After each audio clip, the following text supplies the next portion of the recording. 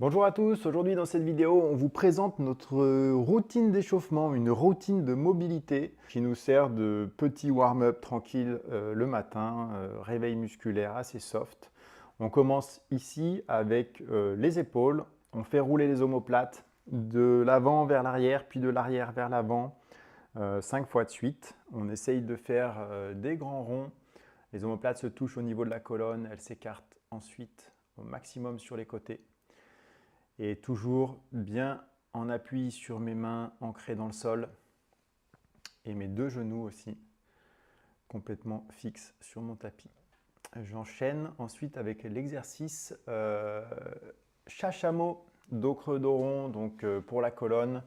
Le but là, c'est de venir vraiment faire des flexions-extensions de la colonne vertébrale. Donc, je creuse mon dos, j'ouvre ma cage thoracique, j'inspire de l'air, je regarde vers le ciel au maximum. Puis, j'expire mon air en contractant mes abdos, je rentre les abdos, j'arrondis le dos, j'accompagne en rentrant la tête. Il faut vraiment accompagner avec la tête. C'est important, la colonne vertébrale, elle part du bassin et elle va jusqu'au crâne. Donc, la tête a un rôle crucial là-dedans. J'enchaîne après avec un exercice on va dire, d'étirement des muscles du dos. Je vais amener le deltoïde au sol, au niveau de ma main d'appui.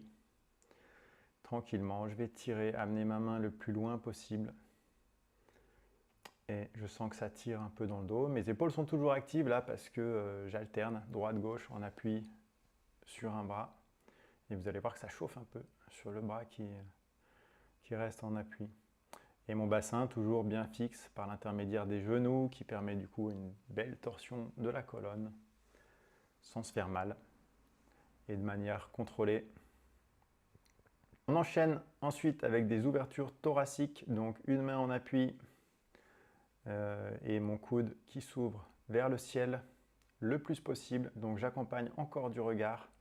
Là, à nouveau, la colonne est sollicitée. L'épaule aussi est sollicitée, on est toujours en appui sur un bras. Et j'essaye de caler encore ma respiration avec mes ouvertures thoraciques.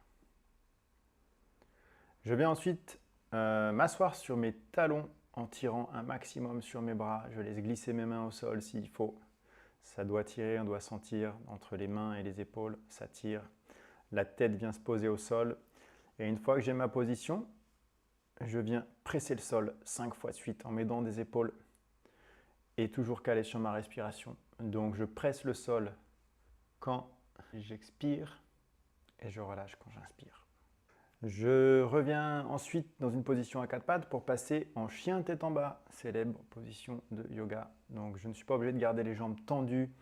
Là, on vise un étirement de la chaîne postérieure aussi, mais surtout le placement du dos, c'est ça qui nous intéresse. Donc si vous n'avez pas la souplesse pour garder les jambes tendues, déverrouillez simplement les genoux. Rentrez les abdos, alignez vos épaules, on doit avoir une belle ligne entre la main et le bassin. Et de cette position, je viens glisser vers l'avant pour amener mes genoux au sol et ma poitrine au sol.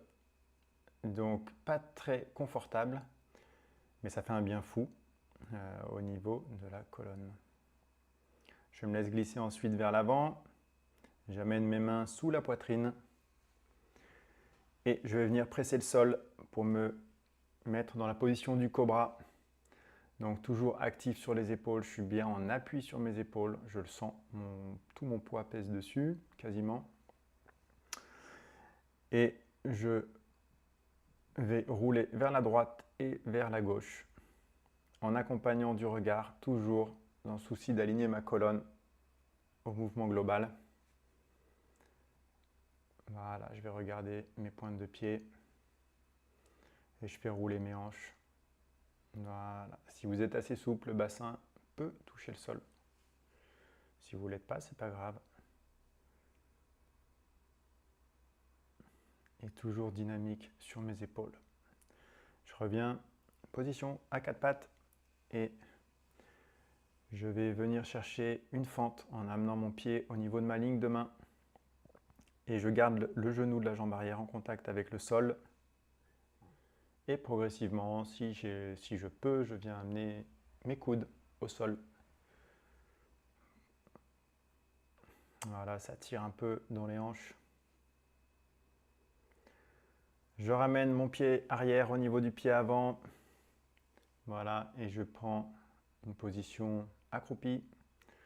Je suis toujours tonique sur mes jambes, hein, c'est toujours activé, engagé. Et je vais venir vers la droite, vers la gauche pour solliciter un peu mes hanches, mon ouverture de bassin et aussi mes adducteurs en gardant les bras à l'intérieur des genoux pour exercer une pression toujours sur l'ouverture des genoux. Et je reviens en fente, cette fois-ci de l'autre côté. Même position avec les coudes que j'essaye d'amener au sol, mais sans forcer, je laisse peser.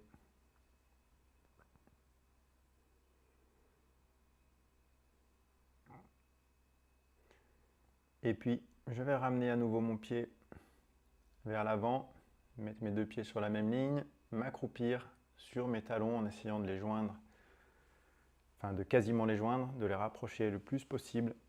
Et je vais me retrouver dans la position du nénuphar en attrapant mes mains derrière mes talons.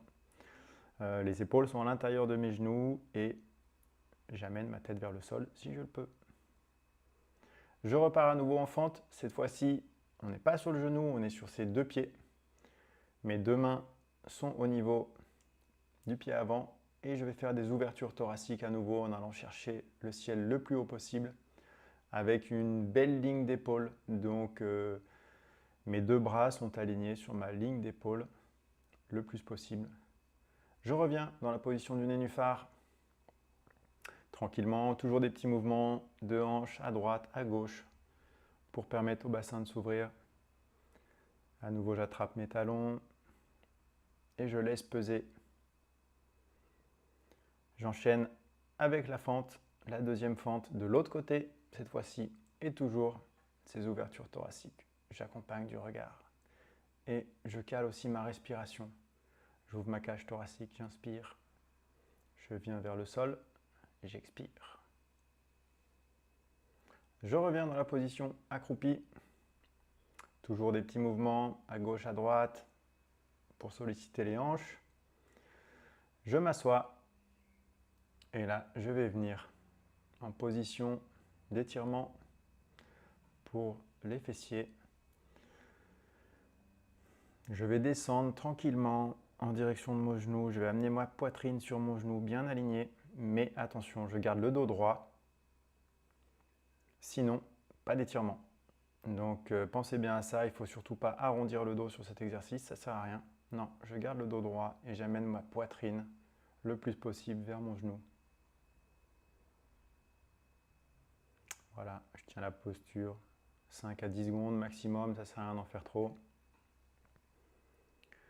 Et je vais solliciter mes hanches de manière un petit peu plus active, mais ça reste quand même tranquille. Je suis en appui sur mes mains et je vais aller vers la droite, vers la gauche, avec mes genoux qui viennent toujours en contact avec le sol.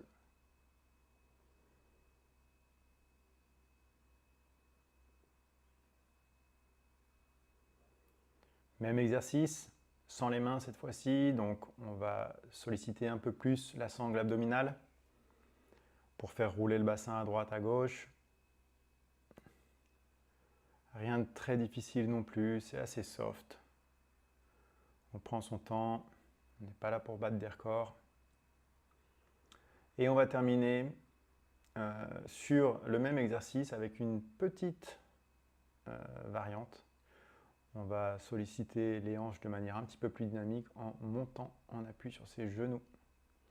Donc là, c'est pareil, je vais vers la droite, vers la gauche. Et en fin de mouvement, je me sers de ma hanche, de mes fessiers, pour monter à la verticale le plus possible.